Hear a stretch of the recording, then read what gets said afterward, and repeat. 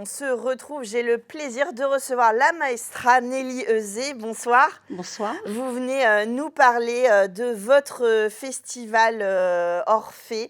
J'allais dire la dernière. Oui, la dernière, en tout cas, voilà, vous faites Le clap de fin. le clap de fin du Chœur d'Orphée. Vous proposez du 24 au 26 février au Sartois de se délecter de quelques-unes des voix que vous avez eu le plaisir, avec lesquelles vous avez eu le plaisir de travailler. Un joli programme. J'ai envie de dire, vous êtes fait plaisir. Alors, c'est pas le clap de fin du Chœur d'Orphée, c'est le clap de fin de la carrière de la artistique maestra, de Nelly Nelly. Euzet. Voilà, puisque ça fait exactement 40 ans que j'ai commencé à faire chanter les gens et à faire du lyrique, avec l'atelier lyrique du Maine en 1982. Voilà, donc bon, j'ai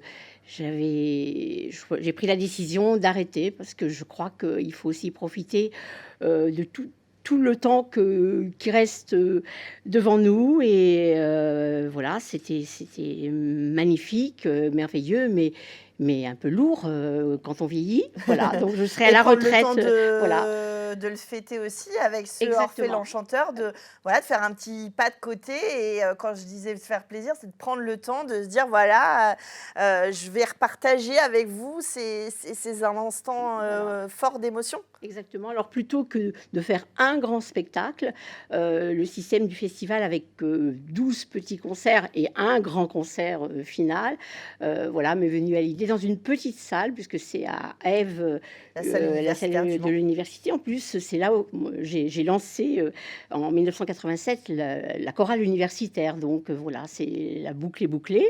Voilà. Et pour ce faire, inviter nombre d'artistes lyriques professionnels et de grande notoriété à venir m'entourer sur un programme. Le Chœur d'Orphée, bien sûr, 3 pianistes.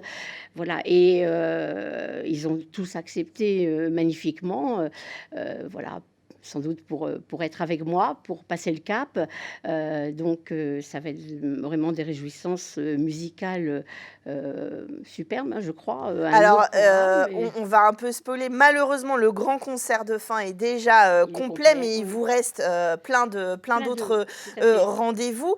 Peut-être pour ceux qui, voilà, malheureusement, n'ont pas vécu les grandes heures et vos grands opéras, de redire ce que vous faisiez aussi avec le Chœur d'Orphée, dont vous quittez la direction artistique là. Mais c'est quoi ce projet que l'on fête et Alors écoutez, c'est vrai que le Chœur d'Orphée, enfin, je l'ai créé pour faire du lyrique, parce que je suis chanteuse de formation, et j'avais envie. Alors, avant le Chœur d'Orphée, j'avais déjà fait ça avec l'atelier lyrique du même, mais il y a 30 ans, j'ai lancé l'idée d'un chœur et de mettre en scène les choristes. Donc j'étais chef de chœur, mais j'étais aussi metteuse en scène, créatrice d'opéra, pour les rendre accessibles au public, c'est-à-dire avoir des versions plutôt légères, avec orchestre plus léger, avec aussi quelquefois des adaptations. La Traviata que j'ai montée, le dernier grand spectacle au Quinconce en 2019, était avec des textes de théâtre en français. Voilà. Et si bien que cette lisibilité, cette accessibilité nous a conduit à avoir un public passionné.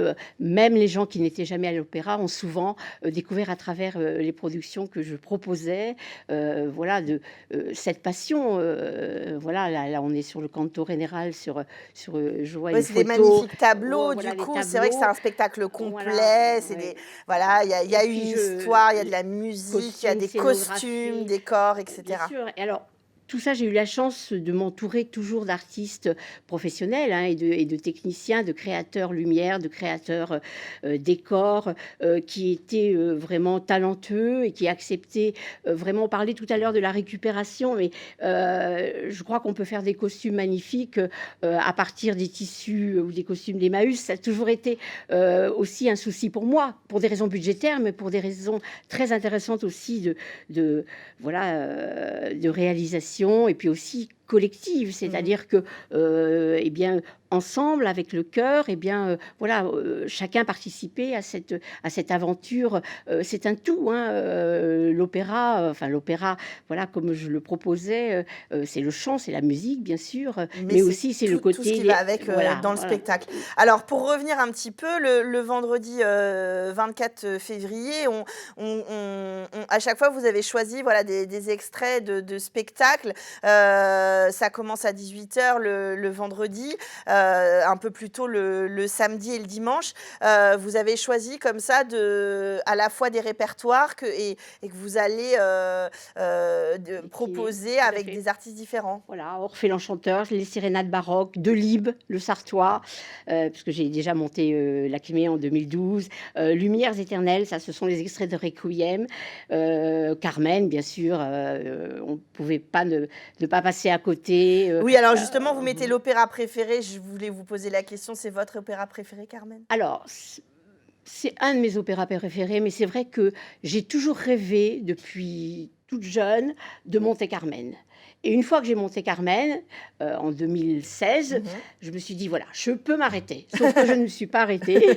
Mais c'est vrai que c'est magnifique, surtout la version avec les textes parlés. Donc vraiment, j'adore. Alors, c'est pas vraiment mon opéra préféré, je pense que c'est Rosalka de Dvorak, que je n'ai jamais monté. Et l'air sur une île déserte, c'est l'air l'hymne à la lune de Rosalka. Voilà, je le dis, mais Carmen, voilà. Donc, on propose Carmen, Amour et liberté, des extraits des œuvres de l'Élixir d'amour aussi, qui a été une super production que nous avons fait en 2005 au Palais des Congrès. Il y aura aussi les Divines Divas, c'est-à-dire que toutes mes divas, il y a 6 solistes femmes qui sont là, donc Pauline Pelosi, Sophie Landy, Muriel Souti, Rachel Guillou qui faisait la Carmen, il y a Fanny Grouet qui faisait la Reine de la Nuit dans La Flûte enchantée et qui faisait l'Acmé, voilà, qui viennent. Donc on aura des grands airs par ces femmes-là. Puis je chante un petit peu avec elles aussi. Ah bah oui, c'est ça, Voilà. c'est ce que j'allais dire. On Voilà, va avoir il y a le la plaisir de vous Traviata, il y a écouter. Mozart adoré, il y a une Schubertiade avec le Pâtre sur le rocher par Pauline. Voilà, donc il y a vraiment pour tous les goûts. Ça coûte 6 € le billet et on a 40 minutes entre les spectacles. Il y aura de la restauration sur place, donc on peut attendre, on pourra prendre s'il reste des billets, acheter des billets pour le concert suivant s'il reste des places. Enfin voilà, c'est le système du Ça va être festival. le jeu des chaises musicales, un petit peu. Je sais pas s'il faut trop, va falloir sortir de la salle, mais il va falloir y rentrer. Oui, mais voilà, on est très organisé, on a l'habitude. Voilà. Et puis évidemment, des musiciens, il y aura des voix, mais ils seront accompagnés. Alors, accompagnés par des pianistes, hein, donc on fait avec piano. D'abord, on n'a pas la place. Il y a la clarinette, et puis il y aura Michel Brun dans le grand concert qui est un chef, parce qu'il y a des chefs invités aussi qui viennent, comme Grégoire Van Herle, qui dirige Résonance, qui a dirigé mon Carmen. Michel Brun, qui a dirigé beaucoup d'opéras avec moi, qui est le chef d'orchestre de l'ensemble baroque de Toulouse, qui vient spécialement, mais qui est aussi flûtiste, voilà, qui sera là pour la flûte. Voilà. Sinon, 3 pianistes. Alors, Dmitri Negrimovski, Jérôme Cus, mais qui ne fera pas tous les concerts parce qu'il a eu un petit ennui de santé, mais ça va beaucoup mieux, donc il sera là quand même. Et puis Mélanie Renaud, notre belle pianiste accompagnatrice, voilà. Tout ce monde-là, les places se vendent rapidement. Comment on fait pour prendre des places là maintenant? Il en reste à peu près un tiers. C'est par correspondance. Voilà, par correspondance. Vous allez sur le site coeurdorphée.free.fr, vous téléchargez la feuille de correspondance, tout est indiqué. Il y a un numéro de téléphone. Voilà, on envoie le chèque. Sinon, c'était complexe parce que avec 12 concerts, voilà. Et puis ça va très vite parce que tous les artistes que vous avez cités qui vous font le plaisir de vous retrouver, on les connaît, on les suit sur les réseaux, on les voit.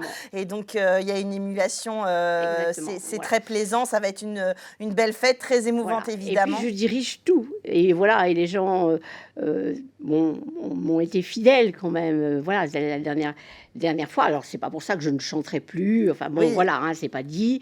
Le chœur d'Orphée, lui, peut-être, enfin, il y a des choristes qui ont envie de continuer un peu l'aventure. Je leur souhaite bonne chance, je ne m'en mêle pas. Bon, la seule chose peut-être que je demanderais, c'est peut-être de changer de nom. Ça, c'est un peu, voilà, parce que j'ai créé le Chœur d'Orphée, 30 Bien ans. sûr, donc Mais ça a je votre patte. comprends, certains veulent continuer. Il y a encore, Voilà, et alors, donc, vous c'est nous déjà avez partagé. donné Voilà, l'envie du lyrique et de l'opéra. Maintenant, vous ne exactement, pouvez exactement. pas tirer votre référence Voilà. sans nous laisser un Mais petit peu l'eau à la bouche, évidemment. En tout cas, ce qui est sûr, c'est que déjà, pour être bien sûr, on pourra vous voir, vous et tous les amis autour du Chœur d'Orphée, Orphée l'Enchanteur, 24, 25, 26 février. Vous l'avez entendu, il reste très peu de place. Vous allez sur le site du Chœur d'Orphée pour prendre vos places et puis vous entendre chanter, vous entendre diriger les solistes, les choristes, les musiciens et puis peut-être vous voir dans un autre projet après. En tout cas, là, c'est un très beau cadeau que vous faites pour votre sortie de scène. merci beaucoup. Merci Merci d'être à vous. venu en parler sur le plateau. Et donc, je vous rappelle, 24, 25, 26 février, vous allez voir le clap de fin du Chœur d'Orphée avec Nelly Euzet. Et nous, on se retrouve jeudi prochain, 19h sur LMTV pour Culturel.